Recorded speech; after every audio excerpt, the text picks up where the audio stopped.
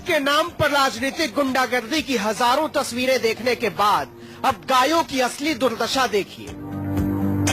सड़कों पर गाय के नाम पर इंसानों की खाल तक उतार लेने वाले हैवान देख लें, उन हैवानों के हाकिम देख लें, उन हाकिमों के हुक्म देख लें और हुक्म की हुकूमत भी देख लें।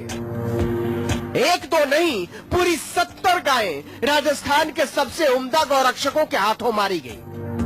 मामूली मौत नहीं, बल्कि तड़पा तड़पा कर मारी गई। उन्हें चारा नहीं दिया गया, पानी की 2 बूंद तक नहीं दी गई। सड़कों की जिन गायों को गौरक्षा के नाम पर बाड़े में बांध दिया गया था, वो गायें बिना चारे पानी के मर गई। गाय को बचाते हैं, ना न्याय को बचाते हैं, ना कानून को बचाते हैं।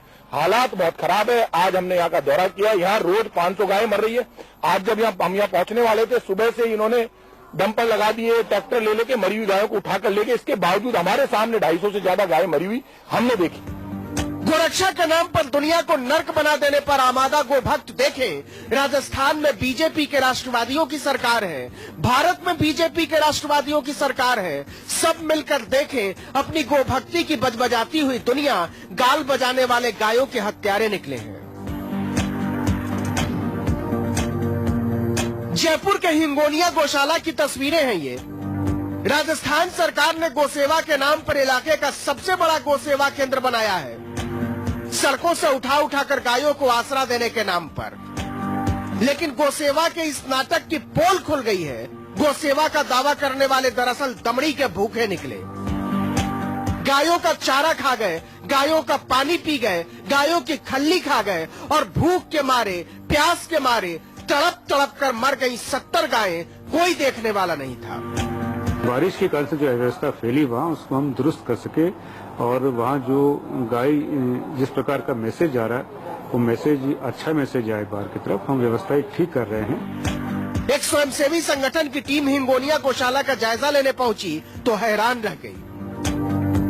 गायें बिना चारे पानी के दम तोड़ रही थीं। गौशाला से इतनी भयानक बदबू उठ रही थी कि सांस लेना मुश्किल हो रहा था।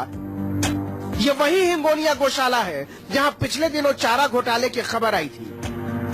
जांच में पता चला कि इस गौशाला में चारा के नाम पर पिछले 5 साल में 20 करोड़ रुपए का घोटाला हुआ है।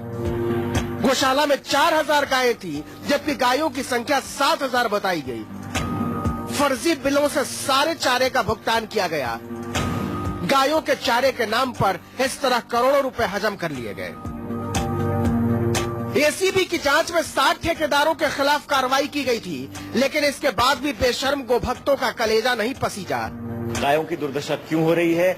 आप हिंदुत्व और गाय के नाम पर लोगों की भावना भड़काकर वोट लेते हो, लेकिन अधमरी और लाचार बेजुबान गाय अपना दम तोड़ रही हैं, तो सब मंत्री मुख्यमंत्री अपने मुंह पे ताला लगाए क्यों बैठे हैं? गायें प्यास से तड़पती रहीं, गोभक्त देखते रहे।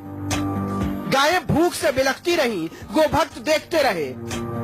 गायें बेहाल होकर मरती रहीं, गोभक्त देखते रहे। गोभक्ति के इस हत्यारे राष्ट्रवाद में राजस्थान की बीजेपी हुकूमत ने ऐसा झंडा गाड़ा है कि इंसानियत के मामूली तकाजे भी करा उठे हैं। सच ये है कि सड़कों पर असलहे लेकर गायों की रक्षा में निकली गुंडों की टोली गौशालों में झांकने तक नहीं जाती। K J Srivatsan, Jaipur, news 24।